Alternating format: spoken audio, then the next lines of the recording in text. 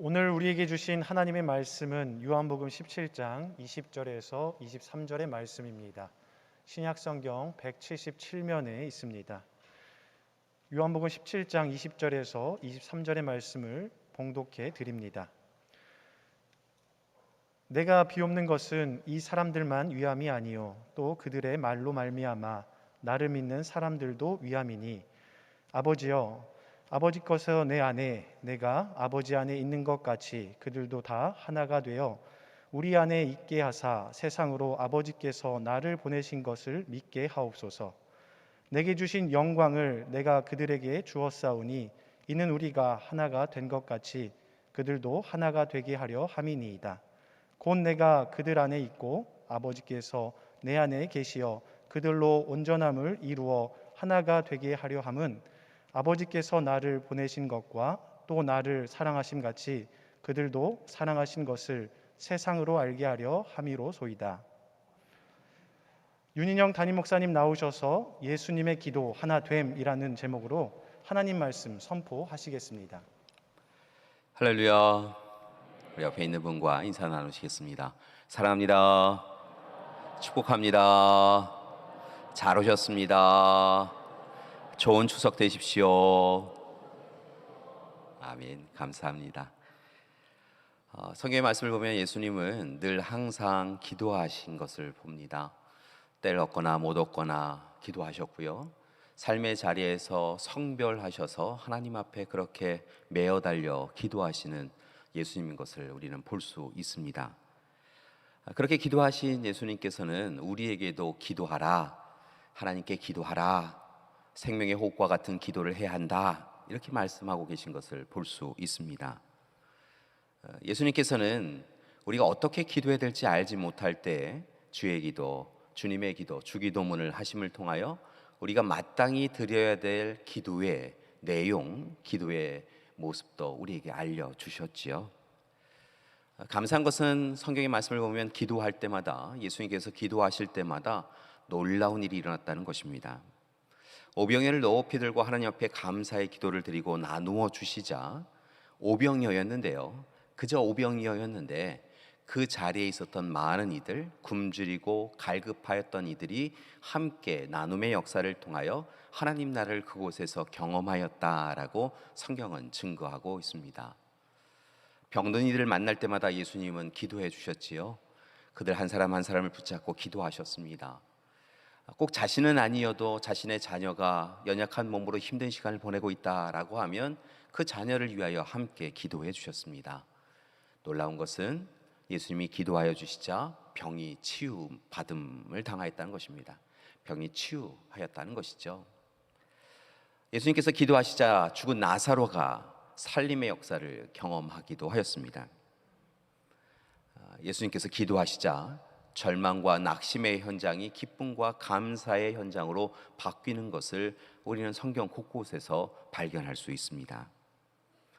예수님은 예수님의 기도를 청하는 이들 한 사람 한 사람을 보아주시고 그들에게 나아가셔서 그들의 손을 맞잡고 그들과 함께 기도하셨고, 그곳마다 실은 하나님의 은혜의 사건이, 사랑의 사건이 이루어졌던 것이지요.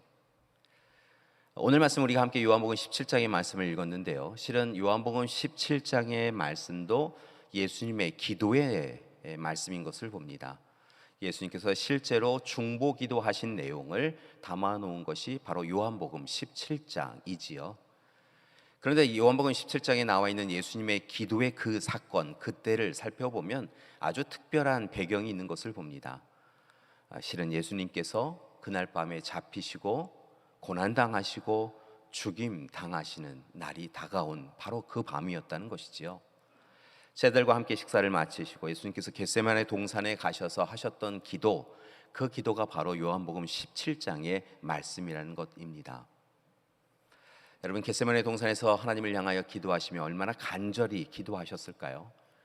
그 간절한 기도 가운데 오늘 요한복음 17장의 말씀을 보면 참 놀라운 기도의 내용들이 담겨져 있는 것을 보는데요, 실은 참으로 두려움이 가득하였던 그 밤에 예수님께서는 자기 자신을 위해서 기도하시는 것으로만 멈추지 아니하시고 오히려 더 많은 시간 제자들을 위하여 또한 미래 교회 공동체를 위하여 함께 기도하셨던 것을 봅니다.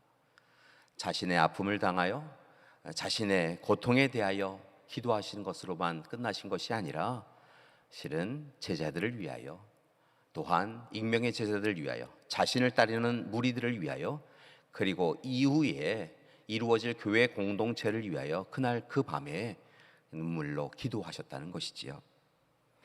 그렇다고 한다면 예수님의 중보 기도라고 할 수 있는 요한복음 17장의 말씀은 어떤 내용을 담고 있을까요?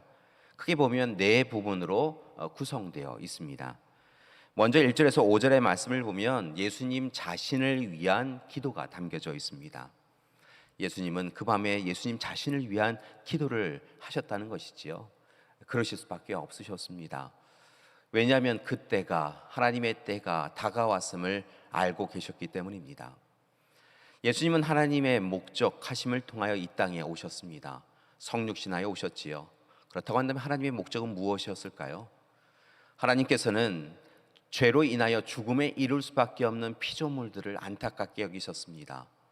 그리고 그들을 위하여 독생자이신 예수님을 보내어 주셔서 대속제물로 삼아 주시고 예수님의 죽음을 통하여 다른 피조물들을 살리시겠다라고 하는 구원의 역사를 이루기 원하셨다는 것이지요. 그래서 예수님이 오셨고 예수님은 마침내 하나님의 때가 왔음을 아셨고 이제 십자가를 지시고 죽임을 당하시는 그날을 예비하며 하나님 앞에 기도하십니다. 고통과 고난을 외면하지 않게 해달라고, 어느 시간 하나님의 뜻을 온전히 이루게 해달라고, 하나님의 생명 살림의 역사를 자신이 십자가에서 짐을 통하여 온전히 이루게 해달라고, 그렇게 예수님은 자기 자신을 위하여 그 밤 기도하십니다. 이어지는 6절에서 19절의 말씀을 보면 제자들을 위한 기도를 하시는 것을 봅니다. 예수님은 아셨습니다. 이제 자기 자신이 고난당하고 고통당하고 죽임을 당한 이후에 제자들이 당할 고난을 알고 계셨다는 것이지요. 목자 잃은 양처럼 이리저리로 헤맬 수밖에 없는 제자들의 모습을 알고 계셨습니다. 예수님이 잡히시던 그 밤에 모두 다 흩어지고 어디로 가야 할지 알지 못하는 인생길에서 그저 침묵과 슬픔의 밤을 보낼 수밖에 없는 제자들을 이미 예수님은 알고 계셨다는 것입니다. 그뿐이겠습니까? 예수님께서 사흘 만에 부활하시고 제자들과 함께 하겠지만 또다시 하나님께로 승천하신 다음에는 참으로 복음의 전도자로 이곳저곳에 흩어지게 되어질 텐데 그렇게 전도자로 살아간다라고 하는 인생이 결코 쉽지 않을 것을 예수님은 알고 계셨다는 것이지요.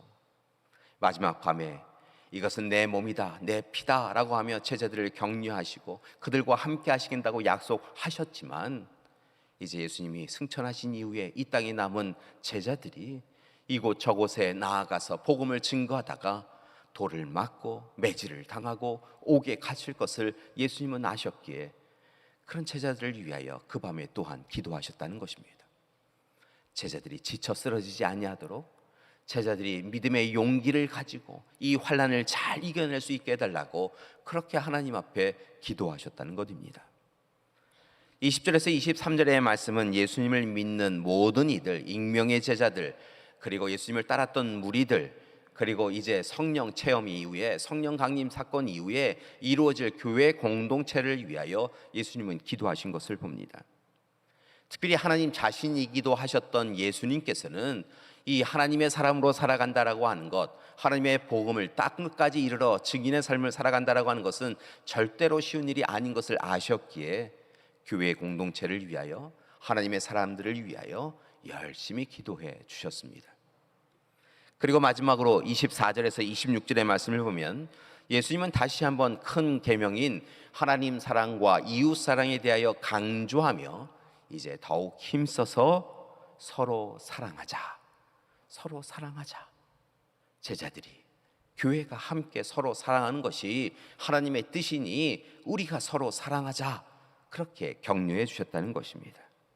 그리고 그 사랑이 가정을, 교회를, 사회를 살릴 수 있는 것을 예수님은 확증시켜 주셨던 것이지요. 오늘은 이 바로 요한복음 17장 가운데 예수님의 기도 가운데 세 번째 부분에 해당되어졌던 20절에서 23절의 말씀을 가지고 다시 한번 깊은 묵상을 하고 은혜를 나누고 결단을 하는 시간이 되길 소망합니다. 오늘 말씀 20절에서 23절의 말씀을 우리가 함께 봉독하였는데요.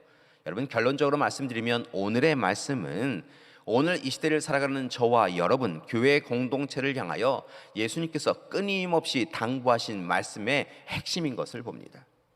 그것은 바로 다른 것이 아니라 서로 사랑하여 하나가 되라는 것입니다. 우리가 함께 서로 사랑하는 것이 옳고 그렇게 사랑함을 통하여 하나가 되는 것이 하나님의 뜻이다라고 말씀하고 있으시다는 것입니다. 예수님은 오늘 말씀을 통하여 아주 특별한 말씀을 주시며 사랑하라고 이야기하시는데요. 오늘 말씀을 보니까 예수님이 하나님과 하나가 이시듯 삼위일체 하나님이 한 분이시듯 이제 하나님과 예수님 안에서 우리가 그분들이 허락하시는 사랑을 누렸다고 한다면 이제 하나님 안에서 한 가족이, 한 믿음의 가족이 온전히 하나가 되는 것이 맞다라고 이야기하고 있으시다는 것입니다. 다시 한번 말씀을 드립니다. 하나님과 예수님이 한 분이시듯 하나님과 예수님 안에 있는 우리는 마땅히 하나이니 온전히 하나가 되기 위하여 서로 사랑하는 것, 그것이 옳다, 그것에 힘써야 한다 라고 말씀하고 있다는 것입니다. 사랑하는 여러분, 우리가 하나님 안에, 예수님 안에, 성령님 안에 있다라고 고백하신다고 한다면 이제 하나님, 예수님 바라보시며 그분들이 우리에게 허락하셨던 그 사랑으로, 우리 사랑 말고요, 하나님 사랑, 주님 사랑, 성령님의 사랑으로 서로를 사랑하고 사랑함으로 진정한 하나가 되는 우리가 되기를 간절히 기도드립니다. 여러분, 교회 공동체는요, 예수 그리스도를 따르는 사람들을 교회 공동체라고 이야기합니다. 그런데 성경의 말씀을 보니까요, 이 교회 공동체는 예수 그리스도를 머리로 하는 한 몸의 지체이다라고 또한 이야기해 주신 것을 봅니다. 예수 그리스도께서 머리이시고요, 우리는 한 몸의 지체라는 것입니다. 우리가 오늘 이 시간 함께 예배드리는 우리 모든 믿음의 가족들이 바로 한 지체라는 것이지요. 어떤 이는 눈이고, 어떤 이는 귀이고, 어떤 이는 코이고, 어떤 이는 손이고, 어떤 이는 발이라는 것입니다. 분명한 것은요, 모든 사람을 눈으로, 모든 사람을 귀로, 모든 사람을 코로 만들어 주신 것은 아니라는 것입니다. 서로 다르게 만들어 주셨고요, 맡겨진 사역과 은사가 다르다는 것입니다. 이것이 얼마나 큰 은혜인지요. 예수 그리스도를 한 머리로 하는 한 몸의 지체로 허락하여 주신 은사와 달란트를 통하여 모양새도 또한 맡은 사역도 다르지만 서로 하나가 되어져서 서로를 섬기고 서로를 사랑하고 서로를 온전하게 하는 것이 우리가 마땅히 해야 될 일이다라고 주님은 교회 공동체가 바로 그런 공동체라고 말씀하고 있다는 것입니다. 물론 이 말을 오해해서는 안 됩니다. 우리가 하나이다 라고 이야기하니까요, 때로 세상의 관점으로 전체주의와 같은 그런 마음으로 우리가 잘못 생각할 때가 있는 것을 봅니다. 모두가 눈이 되어야 된다고, 코가 되어야 된다고, 모두가 손이 되어야 된다고, 모두가 발이 되어야 된다고, 왜 저 사람은 나와 다르냐고 그렇게 생각할 때가 있다는 것이지요. 그런데 성경의 말씀을 보니까요, 모두가 똑같은 것이 하나님의 은혜가 아니라는 것입니다. 달라야 한다는 것입니다. 다른 것은 틀림이 아니라 하나님이 주시는 축복의 조건이라는 것이지요. 그러니까 같음은 감사요, 다름은 축복이라 여기고 오늘 이 시간 서로가 다른 일, 다른 사역, 다르게 하나님의 부르심을 받았음에 대하여 감사하며 이 다름을 통하여 서로를 섬길 수 있어야 한다는 것입니다. 여러분, 어느 시간 눈이신 분은요, 열심히 잘 보셔서 참으로 우리 교회 공동체를 섬기고 사랑을 누리시는 여러분이 되길 소망합니다. 손이 되신 분은요, 손의 역할을 감당하심을 통하여 함께 사랑을 나누시고 또한 사랑을 받으시는 여러분이 되길 소망합니다. 그것이 바로 교회 공동체라는 것입니다. 그리고 진정한 가정 공동체이기도 한 것이지요. 분명한 것은 오늘 이 시간 자기 중심적 사랑이 아닌 주님이, 하나님이 우리에게 보여주신 이타적인 사랑, 그런 사랑을 행하는 우리가 되길 소망합니다. 여러분, 창조자가 피조물을 사랑하신 것처럼 구원자 예수 그리스도께서 자신을 십자가에 못 박혀 죽게 하심을 통하여 우리를 사랑하신 것처럼 그 사랑으로 우리가 서로 사랑하는 것이 옳다는 것입니다. 따라서 바라곤 하기는 그런 사랑 베품을 통하여 하나님께로 더 가까이 나아가시고 하나님께 사랑 받으신 대로 사랑을 나누심을 통하여 우리의 사랑이 풍성해지기를 간절히 기도드립니다. 여러분, 교회는요, 사랑 공동체입니다. 교회를 어떻게 규정하느냐, 여러 가지로 규정할 수 있는데요, 대표적인 것은요, 또한 세상이 기대하는 것은요, 하나님이 기대하시는 것은요, 바로 교회는 사랑 공동체가 되어야 한다는 것입니다. 하나님의 사랑을 받고 사랑을 나누는 것이 옳다는 것이지요. 하나님이 우리에게 허락하여 주신 하나님의 속성인 사랑을 붙잡고 서로를 위로하고 환대하며 살아가야 합니다. 돌보고 배려하며 살아가야 한다는 것이지요. 사랑받는 것 좋은데요, 여기에만 익숙하지 마시고 사랑을 나누며 살아가는 것이 마땅히 우리가 살아가야 될 삶일 줄 믿습니다. 그리스도인은 우리에게 허락하여 주신 가족과 교우와 이웃을 하나님께 받은 그 사랑으로 사랑하며 살아가야 될 줄 믿습니다. 러시아의 대문호인 톨스토이에는 여러 장편과 단편의 이야기들이 있는데요, 그의 단편을 모아놓은 단편집 가운데에서 참 좋은 글을 본 적이 있습니다. 세 가지 질문이라고 하는 단편이었는데요, 이 세 가지 질문이라고 하는 책 내용은 이와 같습니다. 참으로 백성들을 잘 키우고 양육하고 또한 그들을 이끌기 위하여 삶의 진리는 무엇인가 라고 하는 것을 깊이 고민하였던 왕이 있다고 합니다. 그 왕이 삶의 진리는 무엇인가 라고 하는 그 문제를 붙잡고 자기 스스로는 해결할 수 없으니까 당시 자신의 스승이기도 하셨고 그리고 현인이라고 불려졌던 이에게 찾아가서 몇 가지 질문을 하기를 원합니다. 삶의 진리는 무엇입니까? 어떻게 해야 자신이 잘 통치하는 것입니까? 뭐 이런 이야기를 함께 나누길 원하였다는 것이지요. 그렇게 삶의 고민을 가지고 깊은 고민을 가지고 스승에게 나아갔더니요, 그 스승이 이 왕의 이야기를 찬찬히 다 듣고 세 가지 질문을 하였다는 것입니다. 그 세 가지 질문은 바로 이와 같은 것이었습니다. 세상에서 가장 중요한 때는 언제일까요? 세상에서 가장 중요한 사람은 누구일까요? 세상에서 가장 중요한 일은 무엇이라고 생각하십니까? 이렇게 스승은 왕에게 물었다는 것입니다. 왕은 이 세 가지 질문, 스승이 준 질문을 붙잡고 씨름을 합니다. 과연 세상에서 가장 중요한 때는 언제일까? 세상에서 가장 중요한 사람은 누구일까? 세상에서 가장 중요한 일, 가장 시급하게 해야 될 일은 무엇일까? 이 문제를 가지고 씨름을 하였다는 것이지요. 그리고 깊은 묵상 가운데 또한 그 삶의 도전 가운데 그는 답을 얻게 되어졌습니다. 그가 하였던 답은 이와 같습니다. 세상에서 가장 중요한 때는 바로 지금입니다. 세상에서 가장 중요한 사람은 지금 나와 함께 있는 사람입니다.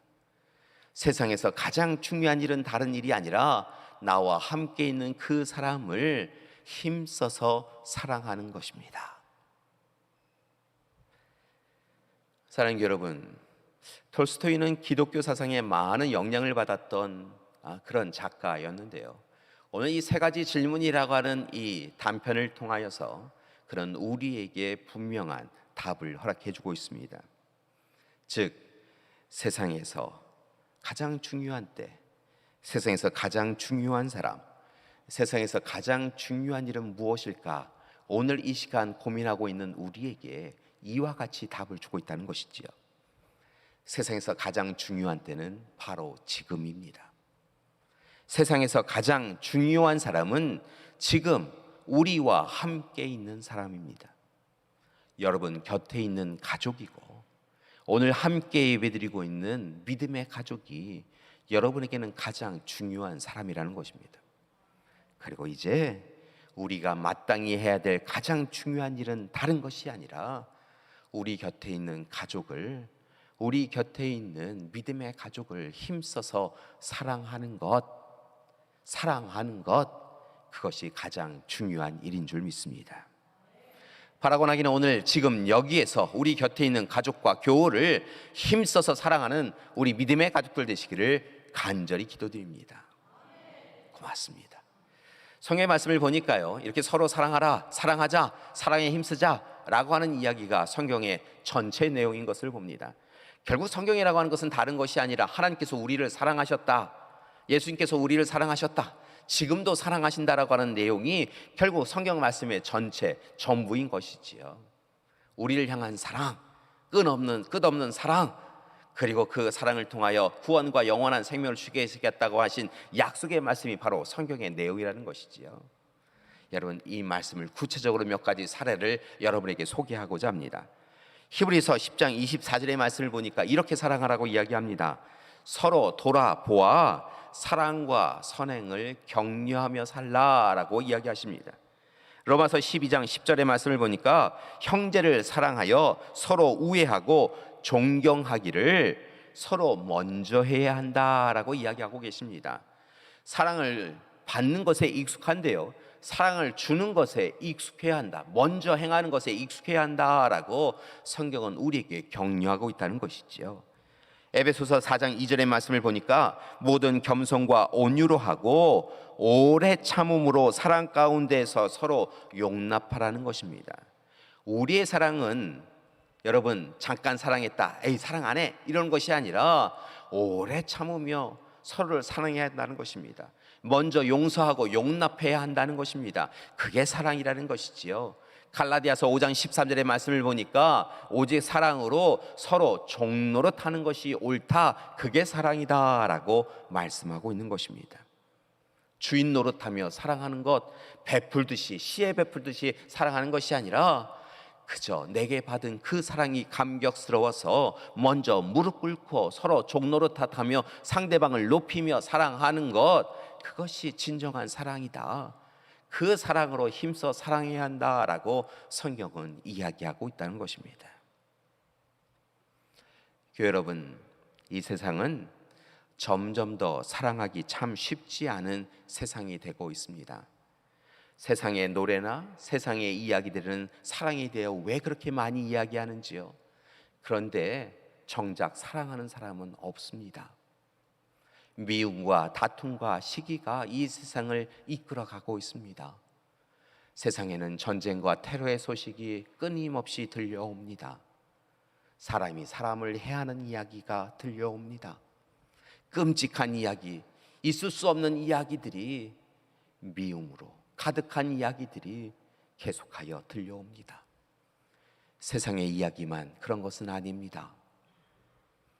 하나님의 사람, 하나님의 자녀인 우리도, 하나님의 사랑을 받음에 감사하며 그 사랑을 기뻐하며 사는 우리도 우리의 일상의 삶을 들여다보면 그 하나님의 사랑을 받은 대로 사랑을 나누고 사랑을 베풀기에도 참으로 우리의 삶의 시간이 부족한데, 우리의 삶을 찬찬히 들여다보면 상대방을 미워하고 상대방을 시기하고 상대방을 질투하는 모습이 보인다는 것입니다.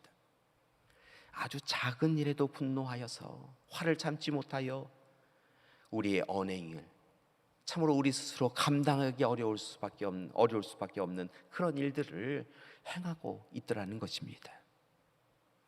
주님은 우리를 위하여 십자가를 지시고 죽기까지 하셨는데, 그렇게 사랑해 주셨는데, 그 사랑받은 우리가 오늘의 시간 조금만 아파도, 조금만 무시당하여도 참지 못하여서 우리의 가족을 향하여, 교우를 향하여, 이웃을 향하여 그리스도인이라고 한다면 담아서는 안 될 일들을 행한다는 것입니다. 사랑하는 여러분, 더 늦기 전에 다시 하나님 앞에 서서 하나님께로 사랑받은 대로 하나님의 그 사랑을 나눌 수 있는 우리가 되길 소망합니다. 서로 사랑하여서 하나가 되어라 라고 하시는 그 주님의 말씀에 귀를 기울여야 한다는 것입니다. 예수님의 그 사랑 내가 알지요 라고 하는 것이 아니라 예수님의 사랑을 실천하며 살아갈 수 있어야 한다는 것입니다. 서로를 향하여 세워놓은 담과 벽을 이제 허물어야 될 때인 줄 믿습니다.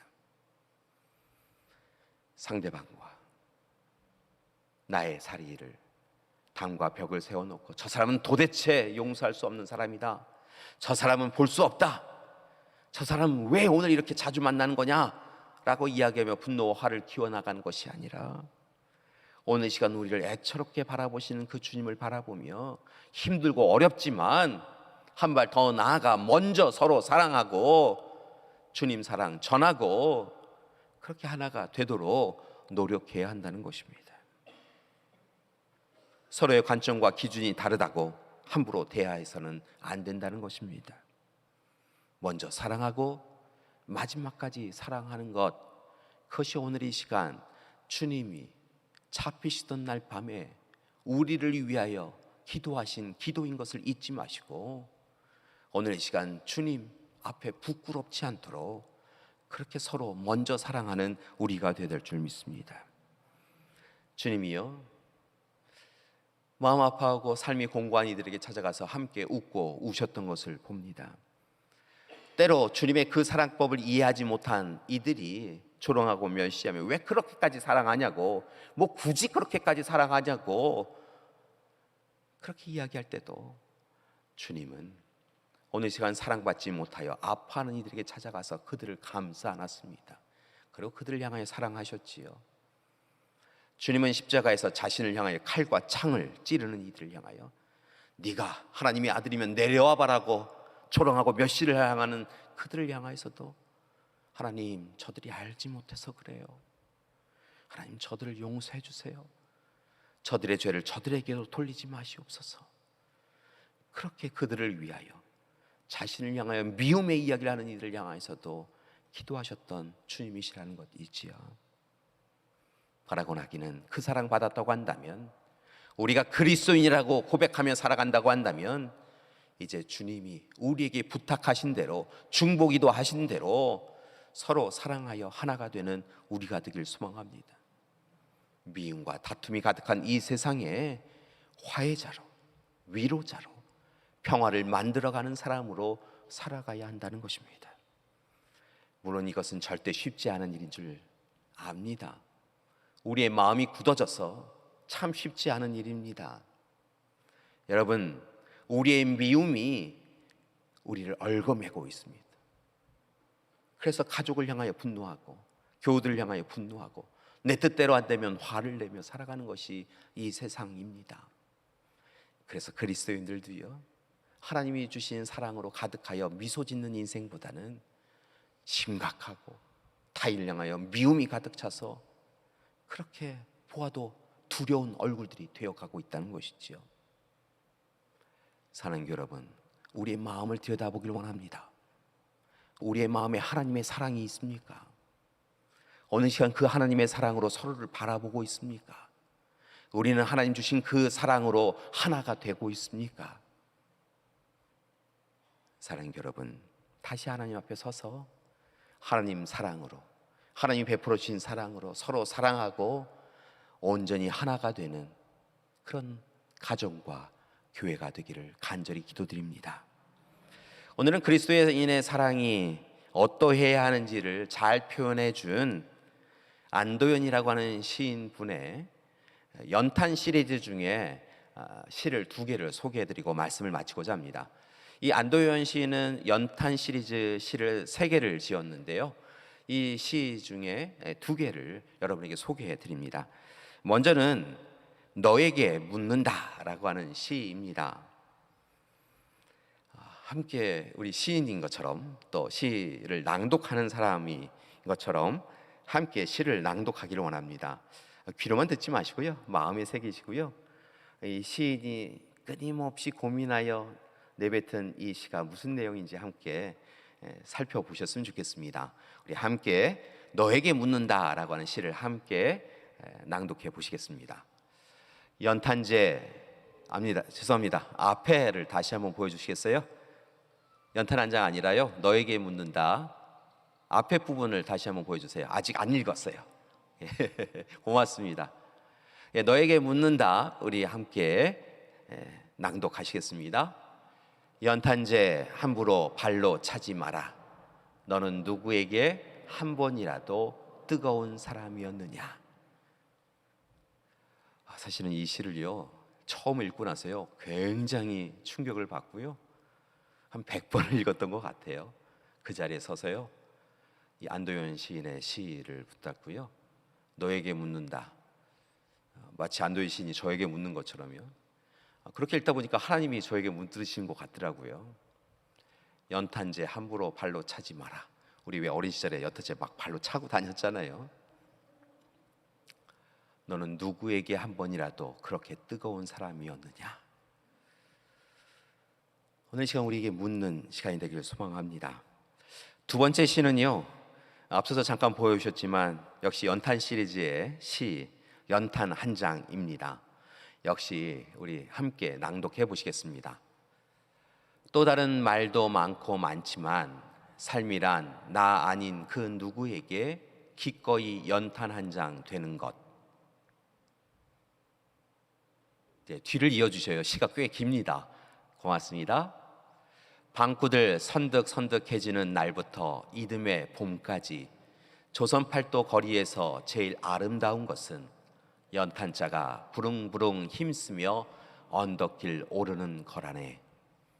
해야 할 일이 무엇인가를 알고 있다는 듯이 연탄은 일단 제 몸에 불이 옮겨 붙었다 하면 하염없이 뜨거워지는 것. 매일 따스한 밥과 국물 떠먹으면서도 몰랐네. 온몸으로 사랑하고 나면 한 덩이 재로 쓸쓸하게 남는 게 두려워 여태껏 나는 그 누구에게 연탄 한 장도 되지 못하였네. 생각하면 삶이란 나를 산산이 으깨는 일. 눈 내려 세상이 미끄러운 어느 이른 아침에 나 아닌 그 누가 마음 놓고 걸어갈 그 길을 만들 줄도 몰랐었네. 나는. 연탄 한 장을 바라보면서 시인은 그저 따스한 밥과 국물을 먹으면서도 자신에게 따스한 밥과 국물을 주기 위하여 희생하였던 연탄 한 장은 생각 못했다는 것입니다. 오늘 이 시간 누군가에게 던져져서 눈길 오고 갈 때 넘어지지 말라고 흩어져 있던 그 연탄 한 장의 소중함을, 그리고 그 연탄 한 장의 고귀함을 알지 못하였다는 것이지요. 사랑하는 여러분, 오늘 이 시간도 예수님은 우리를 위하여 기도하고 계십니다. 십자가의 사랑을 베풀어 오셨지만 십자가의 사랑을 의지하여 살아가지 아니하고 그저 받은 구원과 영원한 생명을 자랑거리로 여기며 특권이라고 여기며 살아가는 우리에게 다시 한번 그 십자가 사랑 받은 자로 하나님을 사랑하고 서로를 사랑하라고, 서로를 사랑하라고, 서로 사랑함으로 하나가 되라고 오늘 이 시간 주님은 우리를 위하여 기도하고 계십니다. 사랑하는 여러분, 간절히 부탁드립니다. 간절히 부탁드립니다. 주님이 우리에게 허락하여 주신 사랑으로 가족들과 교우들과 서로 사랑하십시오. 미움의 마음이 우리의 마음을 차지하지 않도록 여러분 주의하고 경계하십시오. 그저 서로 사랑하십시오. 먼저 사랑하시고 마지막까지 사랑하십시오. 그래서 온전히 주님 안에서 하나가 되는 가정과 교회가 되기를 간절히 기도드립니다. 함께 기도하시겠습니다. 사랑의 하나님, 우리가 하나님께 받은 그 사랑으로 서로 하나가 되게 하여 주시옵소서. 서로 힘써서 사랑함을 통하여 가정과 교회가 하나 될 수 있도록 도와주시옵소서. 예수님의 이름으로 기도드립니다. 아멘.